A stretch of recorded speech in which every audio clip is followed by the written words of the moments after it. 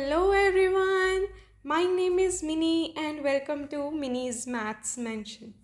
आज हम इस वीडियो में डिस्कस करेंगे वेरिएबल सेपरेबल फॉर्म के बारे में कि अगर आपके पास वेरिएबल सेपरेबल फॉर्म आ जाए डिफरेंशियल इक्वेशन की तो उसको कैसे सॉल्व करते हैं। सो कीप योर जोश high and let's learn mathematics.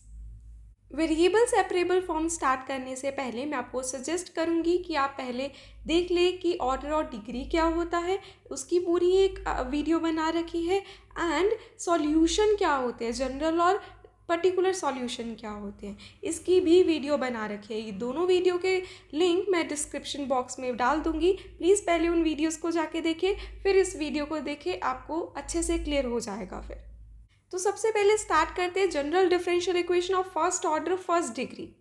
I hope आपने वो दोनों वीडियोस देख ली हैं। अब हम देखते हैं कि फर्स्ट ऑर्डर फर्स्ट डिग्री मतलब एक ऐसा डिफरेंशियल इक्वेशन जो कि फर्स्ट ऑर्डर डेरिवेटिव होना चाहिए। ठीक है, तो अगर मैं देखूँ हमारे क्वेश्चन में यहाँ पे dy बाई डी एक्स है और उसकी पावर भी 1 है, सो ये फर्स्ट ऑर्डर फर्स्ट डिग्री की डिफरेंशियल इक्वेशन है। ठीक है, जनरल डिफरेंशियल इक्वेशन मतलब कि हम यहाँ पे कोई फंक्शन लेने के बजाय F X Y in general लिख रहे हैं, क्योंकि अगर मैं कोई फर्स्ट ऑर्डर फर्स्ट डिग्री की डिफरेंशियल इक्वेशन लिखूँ तो वो कुछ इस तरह भी हो सकती है, एक्स स्क्वायर वाई इस तरह भी हो सकती है, E raise to x plus Y इस तरह भी हो सकती है। ये तीनों डिफरेंशियल इक्वेशन है फर्स्ट ऑर्डर फर्स्ट डिग्री की, बट इसे हम इन जनरल इसीलिए बोल रहे हैं क्योंकि यहाँ पे ये पर्टिकुलर था कि फंक्शन फर्स्ट में एक्स प्लस वाई है, सेकेंड में एक्स स्क्वायर वाई है एंड थर्ड में E raise to x plus Y है। तो इन जनरल में अगर एफ एक्स कॉमा वाई लिख रही हूँ मतलब कोई ऐसा फंक्शन जिसमें एक्स और वाई आएंगे तो वो एक जनरल डिफरेंशियल इक्वेशन हो जाएगी फर्स्ट ऑर्डर फर्स्ट डिग्री की। ठीक है, तो आपने अभी 9.4, 9.5, 9.6 इन 3 एक्सरसाइज में यही सीखना है कि कैसे कोई भी differential equation first order first degree की सॉल्व करते हैं। ठीक है, तो हमारे पास 3 मेथड है। पहला है वेरिएबल सेपरेबल फॉर्म, दूसरा है होमोजीनियस डिफरेंशियल इक्वेशन और थर्ड है आपके पास लीनियर डिफरेंशियल इक्वेशन। और 9.4 एक्सरसाइज में हम डिस्कस करेंगे वेरिएबल सेपरेबल फॉर्म के बारे में। तो देखते हैं, स्टार्ट करते हैं वेरिएबल सेपरेबल फॉर्म। तो जैसे अभी मैंने पहले जनरल डिफरेंशियल इक्वेशन लिखी थी फर्स्ट ऑर्डर फर्स्ट डिग्री की, ऐसे ही हम जनरल डिफरेंशियल इक्वेशन लिखेंगे वेरिएबल सेपरेबल फॉर्म में। तो ये वेरिएबल सेपरेबल फॉर्म है क्या? अगर मैं इसको तोड़ के देखूँ, वेरिएबल सेपरेबल मतलब एक ऐसी फॉर्म जिसमें वेरिएबल्स सेपरेट कर सकते हैं हम। ठीक है, तो अगर मैं कोई भी आपको एग्जाम्पल दूँ तो बताना हम इन इक्वेशंस में, इन डिफरेंशियल इक्वेशंस में वेरिएबल्स सेपरेट कर पा रहे हैं या नहीं कर पा रहे हैं। जैसे कि आपके पास फर्स्ट एग्जाम्पल है dy by D x is equal to X Y. क्या मैं ऐसा कुछ कर सकती हूँ कि सारे x वेरिएबल्स राइट साइड में आ जाए और सारे के सारे y वेरिएबल्स लेफ्ट साइड में चले जाएं? यस, कैसे देखते हैं।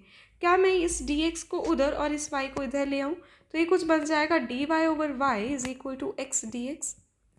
तो अभी क्या हो गया कि सारे वेरिएबल्स सेपरेट हो गए। लेफ्ट साइड में सब मेरे पास y वाले वेरिएबल हैं और राइट साइड में सब x वाले वेरिएबल्स हैं। इट मीन्स ये differential equation variable separable form में है।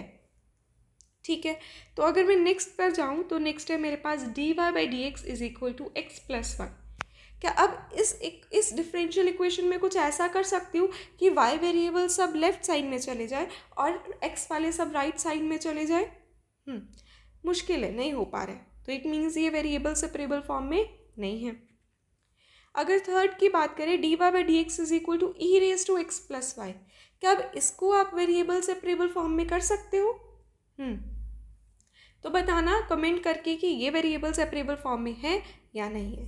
ठीक है, तो अगर आप ध्यान से देख पा रहे हो, अगर मैं पहली दो से कंफर्म करूँ तो वेरिएबल सेपरेबल फॉर्म तब आएगी जब आपके x वेरिएबल और y वेरिएबल मल्टीप्लिकेशन में होंगे जैसे पहले में है। अगर वो दोनों प्लस या सब्ट्रैक्शन में है तब आप वेरिएबल्स को सेपरेट नहीं कर सकते हो। x के फंक्शन और y के फंक्शन को मल्टीप्लिकेशन या डिवीजन में होना चाहिए वेरिएबल सेपरेबल फॉर्म बनाने के लिए। इट मीन्स आपका, अगर मैं इन जनरल कोई भी डिफरेंशियल इक्वेशन लिखूंगी वेरिएबल सेपरेबल फॉर्म में तो वो कुछ इस तरह से लिखी जाएगी। dy बाई डी एक्स तो आना ही है क्योंकि हमें पता है यहाँ पे फर्स्ट ऑर्डर फर्स्ट डिग्री चल रहा है, is equal to f x g y. F x और जी मतलब x का फंक्शन और y का फंक्शन दोनों सेपरेट हैं और मल्टीप्लिकेशन में हैं। ठीक है। अगर प्लस में या सब्ट्रैक्शन में आ जाते हैं तो शायद वेरिएबल सेपरेट ना हो पाता, इसीलिए ये बन जाएगा आपका general differential equation with variable separable form. तो हमें इतना तो पता चल गया है कि वेरिएबल सेपरेबल फॉर्म कैसी होती है, कि अगर x और y के फंक्शन अलग हैं तो वो वेरिएबल सेपरेबल फॉर्म है। ठीक है, अब वेरिएबल सेपरेबल फॉर्म को सॉल्व कैसे करना है वो देखते हैं एक एग्जाम्पल के साथ। आपकी स्क्रीन पर एक एग्जाम्पल शो हो रही है, find the general solution of the differential equation dy by D x is equal to x plus one over two minus y. तो सबसे पहले ये देखेंगे कि क्या ये वेरिएबल सेपरेबल फॉर्म है। यस, आप देख सकते हो x का फंक्शन और y का फंक्शन, हमने क्या बात करी थी, मल्टीप्लिकेशन में हो या डिवीजन में हो। तो ठीक है, यहाँ पे मैं इसको लिख सकती हूँ कि जो मेरा f(x) फंक्शन है वो है x प्लस वन और gy फंक्शन है मेरा यहाँ पर 1/2 माइनस वाई। तो अगर मैं वेरिएबल्स को, सबसे पहला काम क्या करना है, वेरिएबल्स को सेपरेट करना है। तो अगर मैं वेरिएबल्स को सेपरेट करूँगी तो कुछ इस तरह से आ जाएगा मेरे पास। ठीक है, जैसे ही वेरिएबल्स को सेपरेट कर दिया, अब आपको क्या करना है, इंटीग्रेट करना है बोथ साइड। यही आपका मेथड है वेरिएबल सेपरेबल फॉर्म को सॉल्व करने का, कि पहले वेरिएबल्स को सेपरेट करो फिर इंटीग्रेट करो। अब अगर मैं इसको इंटीग्रेट करूँगी तो ये आ जाएगा 2 dy अलग से integrate minus integral y dy is equal to integral x dx plus integral dx। अब स्टूडेंट कंफ्यूज हो जाते हैं यहाँ पर कि 2 dy को इंटीग्रेट कैसे करें। तो ध्यान से देखना कि अगर मैं इस dx को इंटीग्रेट करती हूँ तो आप आंसर क्या लिखते हो, हमेशा x। ऐसे ही dy को इंटीग्रेट करना है। अगर आप किसी वन को इंटीग्रेट कर रहे हो विद रिस्पेक्ट टू x तो आप x आंसर लिखते हो। अब अगर मैं यहाँ पे x की जगह dy लिख रही हूँ तो इट मीन्स आप with respect to y integrate कर रहे हो, तो यहाँ पे आपका आंसर आएगा y। तो इट मीन्स 2 बाहर, 1 को इंटीग्रेट करना है विद रिस्पेक्ट टू y तो y माइनस। अब फिर से जैसे यहाँ पे x को इंटीग्रेट करके x² बाई 2 आता है, ऐसे ही यहाँ पे y को इंटीग्रेट करना है, उससे आपके पास आएगा y²/2। ये स्टूडेंट कंफ्यूज होते हैं इन छोटी छोटी बातों से। ठीक है, तो आपने ये गलती नहीं करनी है, प्लस का साइन प्लस सी। ठीक है, वैसे अब स्टूडेंट सोचेंगे कि लेफ्ट और राइट साइड दोनों साइड कांस्टेंट आना चाहिए था। हम अपनी कन्वीनियंस के अकॉर्डिंग सिर्फ राइट साइड ही सी लिख देते हैं, क्योंकि आपको पता है यहाँ पे भी +c1 और यहाँ पे +c2, तो बेसिकली वो +c2 माइनस c1 एक कांस्टेंट ही बनेगा। तो हम ये स्टेप नहीं करते हैं, सिर्फ राइट साइड में ही एक कांस्टेंट लिख देते हैं। ठीक है, अब हम करेंगे इसको थोड़ा सा सिंप्लीफाई। उसके लिए क्या करेंगे, हम 2 से मल्टीप्लाई पूरी इक्वेशन को। क्यों पूरी इक्वेशन को 2 से मल्टीप्लाई, क्योंकि डिनोमिनेटर में 2 आ रहा है आपके पास। तो ये आ जाएगा 4y minus y² is equal to x² plus 2x plus 2c। ठीक है, ओके। अब क्या करेंगे, सब चीज़ों को राइट साइड में शिफ्ट कर देंगे, तो आ जाएगा x² plus y² minus 4y plus 2x plus a is equal to 0 where a is equal to 2c। आप देख पा रहे हो c कांस्टेंट है, 2 भी कांस्टेंट है, दो कांस्टेंट को मल्टीप्लाई करेंगे एक और कांस्टेंट आएगा, उसको मैंने नेम दे दिया a। ठीक है, तो ये आपके पास बन गया एक general solution of given differential equation. आप देख सकते हो जनरल सॉल्यूशन फाइंड करना था, और हमने बात कर रखी है जितने भी ऑर्डर के डिफरेंशियल इक्वेशन उतने नंबर ऑफ आर्बिट्रेरी कांस्टेंट आएंगे हमारे जनरल सॉल्यूशन में। तो हमारे पास ये डिफरेंशियल इक्वेशन फर्स्ट ऑर्डर की है, तो उस रिजल्ट के अकॉर्डिंग हमारे पास एक ही आर्बिट्रेरी कांस्टेंट आना चाहिए था, और आप चेक कर सकते हो कि इसमें सिर्फ एक ही आर्बिट्रेरी कांस्टेंट है। तो इट मीन्स ये आपका जनरल सॉल्यूशन बन जाएगा गिवन डिफरेंशियल इक्वेशन का।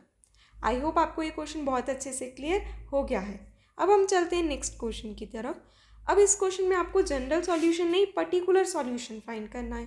हमने लास्ट वीडियो में पढ़ा था कि जनरल और पर्टिकुलर सॉल्यूशन में क्या डिफरेंस होता है, तो हमें पता है कि पर्टिकुलर सॉल्यूशन जनरल सॉल्यूशन से ही आएगा। इट मीन्स सबसे पहले हमें जनरल सॉल्यूशन फाइंड करना पड़ेगा, फिर हम पर्टिकुलर पे जा सकते हैं। तो पहले जनरल सॉल्यूशन तो हमने फाइंड करना सीख लिया है, तो वो करते हैं। ठीक है, डिफरेंशियल इक्वेशन है मेरे पास ये। तो सबसे पहले क्या ये वेरिएबल सेपरेबल फॉर्म में है? हाँ है, क्योंकि आप देख सकते हो x और y दोनों क्या है, मल्टीप्लिकेशन में, दोनों फंक्शन मल्टीप्लिकेशन में, तो मैं इनको सेपरेट कर सकती हूँ। तो सबसे पहला काम क्या है, वेरिएबल्स को सेपरेट करना।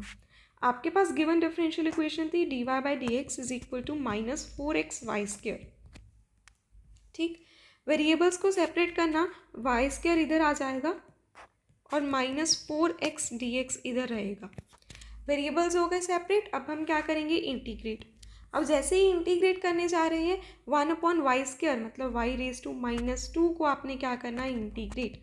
और यहाँ पे -4 कॉमन x dx को इंटीग्रेट करना है हमें। ठीक है, y⁻² क्या आ जाएगा, y⁻² + 1 over -2 + 1 is equal to -4x² 2 + c। ठीक, तो ये आ जाएगा y⁻1 over -1 is equal to -2x² + c। तो यहाँ से आपके पास क्या आ जाएगा, 1/-y is equal to -2x² + c।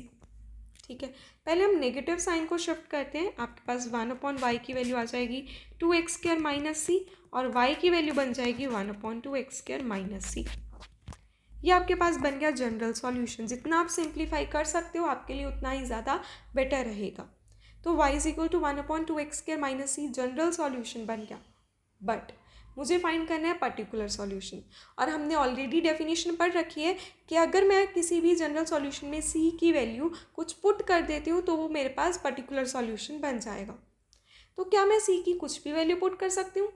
नहीं, c की कुछ भी वैल्यू पुट नहीं कर सकते हैं। हमें क्वेश्चन में दिया गया है कि particular solution specifically y is equal to 1 when x is equal to 0 है, वहाँ पर फाइंड करना है। तो इट मीन्स c की वैल्यू फाइंड करने के लिए मुझे इसमें क्या करना पड़ेगा, y की वैल्यू को 1 और x की वैल्यू को 0 पुट करना पड़ेगा।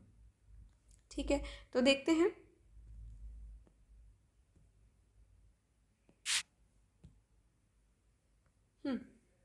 तो y की वैल्यू को 1, x की वैल्यू को 0, तो यहाँ से y मतलब 1 था, 1 इज इक्वल टू 1/0 - c। तो यहाँ से आपके पास c की वैल्यू -1 आ गई। इट मीन्स y की वैल्यू क्या बन जाएगी, 1/2x² + 1। ये आपके पास आ गया पर्टिकुलर सॉल्यूशन। Got it. अब आप देखना, एक और मैं आपको अच्छी बात समझाती हूँ कि उन्होंने जब पर्टिकुलर सॉल्यूशन फाइंड करना था तो इन्होंने आपको गिवन दिया था y is equal to 1 when x is equal to 0। यही बात आपको इस तरह से भी दी जा सकती है, y⁻0 इज इक्वल टू 1। दोनों का मीनिंग सेम है। ये भी यही बात कहता है कि जब x की वैल्यू 0 होगी तब y की वैल्यू 1 आने वाली है, क्योंकि हमें पता है y x पर डिपेंड कर रहा है। तो जैसे x चेंज होगा तो y की वैल्यू भी चेंज होती रहेगी। तो उन्होंने कहा कि when x is equal to 0 y is equal to 1, उसको लिखने का ये भी एक वे है। अगर ये आ जाए तो कंफ्यूज नहीं होना है, समझ जाना कि हमें x 0 और y 1 गिवन है। ठीक है, आई होप आपको ये क्वेश्चन अच्छे से क्लियर हो गया है। अब हम चलते हैं नेक्स्ट क्वेश्चन की तरफ। नेक्स्ट क्वेश्चन है आपका, find the equation of a curve. अच्छा, ध्यान से देखना, इस बार आपको कोई सॉल्यूशन नहीं कहा, इन्होंने कहा find the equation of the curve. एक कर्व की इक्वेशन फाइंड करनी है जो कि इस पॉइंट से पास कर रही है, और उन्होंने क्या बताया है कि उसकी slope of the tangent to the curve at any point is 2x/y²। सबसे पहली बात, जब भी इक्वेशन ऑफ कर्व फाइंड करने के लिए कह रहे हैं तो बेसिकली वो सॉल्यूशन ही फाइंड करने को कह रहे हैं। अगर साथ में पॉइंट दे दिया तो इट मीन्स ये क्या कह रहे हैं, आपको पर्टिकुलर सॉल्यूशन फाइंड करने के लिए कह रहे हैं। ठीक है, बट यहाँ पे तो आपको डिफरेंशियल इक्वेशन गिवन ही नहीं है, तो इट मीन्स इस क्वेश्चन में आपको डिफरेंशियल इक्वेशन खुद से बनानी है। कैसे बनेगी डिफरेंशियल इक्वेशन, देखते हैं। उन्होंने आपको गिवन दिया है कि slope of the tangent is 2x/y²। ठीक है, slope of tangent is equal to 2x/y²। अच्छा, तो इट मीन्स यहाँ पे अगर मैं बात करूँ स्लोप की, ठीक है, बचपन में जब हम 10th स्टैंडर्ड में स्लोप के बारे में पढ़ते थे तो हम 2 मेथड्स पढ़ते थे स्लोप फाइंड करने के किसी भी लाइन के। या तो आप क्या कर सकते थे, tan थीटा वाला मेथड, या फिर क्या करते थे, y2 - y1 upon x2 - x1। अगर आपको 2 पॉइंट्स दिए जाते थे तो आप स्लोप इजीली फाइंड कर लेते थे। ये हमारा बचपन का काम था। अच्छा, तो मैं इस चीज़ को पकड़ती हूँ और सोचती हूँ y2 - y1 upon x2 - x1, क्या मतलब है इसका, कि change in y with respect to change in x, बोल सकते हैं ना। और ये change in y with respect to change in x, ये सुनी सुनी बात नहीं लग रही। ये किस में पढ़ी थी हमने, डिफ्रेंसिएशन में, डेरिवेटिव में, राइट। डिफ्रेंसिएशन यही तो होता था कि small change in y with respect to small change in x। तो इट मीन्स मैं यहाँ पे slope of the tangent y2 minus y1 upon x2 minus x1 की जगह dy/dx भी लिख सकती हूँ, क्योंकि ये भी तो change in y with respect to change in x बता रहा है। बस इतनी सी बात है कि ये स्मॉल चेंज बता रहे हैं, बट चेंज तो है ना, बस। तो इसीलिए आज के बाद ध्यान रखना, कभी भी स्लोप ऑफ द टेंजेंट आए तो हम डेरिवेटिव्स का यूज़ करेंगे, मतलब slope of the tangent is equal to dy/dx। Okay, ठीक है। किसी भी एक पॉइंट पर, किस पॉइंट पर कह रहे हैं वो, x, y, तो dy/dx x, y क्या आ जाएगा, slope of the tangent. Okay, तो इट मीन्स dy/dx की वैल्यू हमें क्या मिल गई यहाँ से, क्या बताइए, 2x/y²। तो आप देख सकते हो ये मैंने क्या कर लिया, एक डिफरेंशियल इक्वेशन बना ली। जैसे ही डिफरेंशियल इक्वेशन बन गई, अब मैं इसका सॉल्यूशन फाइंड कर सकती हूँ। सॉल्यूशन फाइंड करने के लिए क्या करना पड़ेगा, सबसे पहला स्टेप वेरिएबल्स को सेपरेट, तो करते हैं वेरिएबल्स को separate. y² dy is equal to 2x dx। Second step क्या रहता है, इंटीग्रेशन, तो हम इसको इंटीग्रेट करते हैं। क्या आ जाएगा, y³/3 is equal to 2x² 2 + c। 2 cancel, y³/3 is equal to x² + c, right. और यहाँ से y³ की वैल्यू मैं लिख सकती हूँ 3x² + 3c। और हमने अभी बात करी थी थोड़ी देर पहले, c कांस्टेंट, 3 भी कांस्टेंट, तो 3c को एक नए कांस्टेंट के साथ रिप्लेस कर देंगे, दैट इज 3x² + a। तो यहाँ से y³ की वैल्यू आ गई, ठीक है। तो इट मीन्स ये आपके पास क्या बन गया, एक जनरल सॉल्यूशन। बट आपको क्या फाइंड करना है, पर्टिकुलर सॉल्यूशन, क्योंकि उन्होंने कहा है कि equation of a curve find करो एक पर्टिकुलर पॉइंट पर, दैट इज -2, 3। तो इट मीन्स यहाँ पे x की वैल्यू आपको क्या करना है, पुट -2, और y की वैल्यू पुट करनी है 3। तो अगर मैं पुट करूँगी तो आ जाएगा 3³ is equal to 3 × -2² + a। 3³ is 27 is equal to 3 × -2² is 4 + a। 27 is equal to 4 3 जा कितना आ जाएगा, 12 आ जाएगा, 12 + a। तो 27 - 12 इज इक्वल टू a। तो यहाँ से a की वैल्यू क्या आ जाएगी, 15 is equal to a, right. तो हमारे पास a की वैल्यू 15 आ गई, वैल्यू करेंगे उसमें पुट, तो क्या आ जाएगा, y³ is equal to 3x² + 15। या फिर आप इस तरह भी और सिंप्लीफाइड वे से लिखना चाहते हो, y is equal to 3x² + 15 raise to 1/3। तो ये आपके पास आ गया solution, that is particular solution. I hope आपको ये क्वेश्चन समझ आ गया है कि जब जब आपको कभी भी डिफरेंशियल इक्वेशन नहीं गिवन है तो कैसे खुद से बनानी है। और हमने यहाँ पे एक नई बात सीखी है, that is slope of the tangent is equal to dy/dx। चलते हैं हम नेक्स्ट क्वेश्चन की तरफ। आपका क्वेश्चन है, in a bank principal increases continuously at the rate of 5% per year. In how many years ₹1000 double itself? Okay, तो वो कह रहे हैं कि सपोज करो आपका जो प्रिंसिपल अमाउंट है इस टाइम पर P है, लेट करते हैं। अगर आपका प्रिंसिपल अमाउंट P है तो उन्होंने क्या कहा है कि हर ईयर क्या हो रहा है, इसमें इंक्रीज़ आ रहा है 5% का। तो कितना इंक्रीज़ आएगा, और हमें पता है कि कितना इंक्रीज़ आ रहा है, मतलब चेंज इन क्या हो गया, P with respect to time, क्योंकि टाइम के विद रिस्पेक्ट टू P में चेंज आ रहा है। तो इट मीन्स फर्स्ट लाइन से हमें उन्होंने क्या बात बताई है, dP/dt, कि मेरा प्रिंसिपल चेंज हो रहा है विद रिस्पेक्ट टू टाइम। कितना चेंज हो रहा है, 5% चेंज हो रहा है। 5% ऑफ व्हाट, 5% ऑफ प्रिंसिपल। तो इट मीन्स dP/dt की वैल्यू क्या आ जाएगी, 5/100 × P। ठीक है जी। तो मैंने क्या करा, यहाँ से डिफरेंशियल इक्वेशन बना ली, और बहुत ज़्यादा इंपॉर्टेंट क्वेश्चन है ये, ठीक है। अब वो क्या कह रहे हैं, in how many years ₹1000 double itself, ठीक है। तो पहले क्या करते हैं, इसको सॉल्व कर लेते हैं, फिर देखते हैं बाद में कि फाइंड क्या करना है। हम इसको सॉल्व करने के लिए वेरिएबल सेपरेट करेंगे, dP/P is equal to 1/20 dt। Variable separate करके हम क्या करते हैं, इंटीग्रेट कर देंगे। तो क्या आ जाएगा, log P is equal to 1/20t + c, right, ठीक है। अब मैंने यहाँ पे क्या करिए, जनरल सॉल्यूशन तो फाइंड कर लिया, ठीक है। अब वो क्या कह रहे हैं, in how many years ₹1000 double itself. तो हमें ये फाइंड करना है कि जब ₹1000 डबल हो जाएंगे कितने साल में वो हो रहे हैं, मतलब आपको टी फाइंड करना है। बट आप ध्यान से देखना, आपको ये दे दिया उन्होंने कि इनिशियली आपके पास प्रिंसिपल अमाउंट 1000 है, ठीक है। इनिशियली 1000 है, इनिशियली मतलब टाइम कितना 0, ठीक है। जब टाइम 0 तब प्रिंसिपल कितना है 1000, मतलब कि आज के टाइम पे आपने बैंक को 1000 रुपीज़ दिए रखने के लिए, ठीक है, तो वो हो गया 1000। तो आज अभी कोई ईयर स्टार्ट हुआ नहीं, 0 ना, 1 साल के बाद 5% इंक्रीमेंट हो जाएगा। तो इनिशियली तो हमारे पास टाइम 0 है ना, तो टाइम इज इक्वल टू 0 और p की वैल्यू 1000 हम पुट करेंगे और इससे हमारे पास c की वैल्यू आ जाएगी, ठीक है। तो लिखते हैं log 1000 is equal to 0/20 plus c। तो यहाँ से आपके पास c की वैल्यू आ जाती है log 1000 और इसको हम इसी तरह ही लिखते हैं, कुछ चेंज नहीं करेंगे फ़िलहाल के लिए। तो यही c की वैल्यू अगर मैं पुट करूँगी इस वन इक्वेशन में तो क्या आ जाएगा, log p is equal to t/20 plus log 1000। तो ये आपके पास पर्टिकुलर सॉल्यूशन आ गया, बट उन्होंने आपको पर्टिकुलर या जनरल सॉल्यूशन नहीं पूछा था इस क्वेश्चन में। उन्होंने क्या पूछा था कि कितने सालों में आपके 1000 रुपीज़ डबल हो पा रहे हैं। इट मीन्स आपका प्रिंसिपल अमाउंट डबल, मतलब 1000 का डबल मतलब 2000। तो वो कह रहे हैं कि टी की वैल्यू क्या होगी व्हेन पी आपका 2000 है।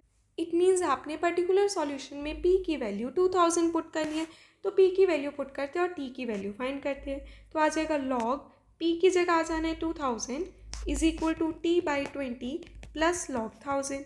अब आप समझ पा रहे हो कि मैंने क्यों सी को सॉल्व नहीं करा था, क्योंकि यहाँ पे भी लॉग है, यहाँ पे भी लॉग है, एक साथ करेंगे इनको। log 2000 minus log 1000 is equal to t/20, ठीक है। तो ये आ जाएगा log 2000 डिवाइडेड बाई 1000, ठीक है। log a minus log b की प्रॉपर्टी अप्लाई करिए यहाँ पर, और 20 उधर चला जाएगा, t की वैल्यू आ गई, 1000 कैंसिल, तो यहाँ पे 20 log 2 is equal to t आ गया। इतने टाइम में आपके रुपीज़ 1000 रुपीज़ डबल हो जाने हैं, दैट्स इट। तो इसके साथ आपका ये क्वेश्चन हो जाता है ख़त्म, और हमने इस वीडियो में हर टाइप के क्वेश्चन को डिस्कस कर लिया है। अगर आपको ये वीडियो पसंद आई है तो प्लीज़ इस वीडियो को लाइक करें, अपने फ्रेंड्स के साथ शेयर करें, चैनल को सब्सक्राइब कर लें। Thank you.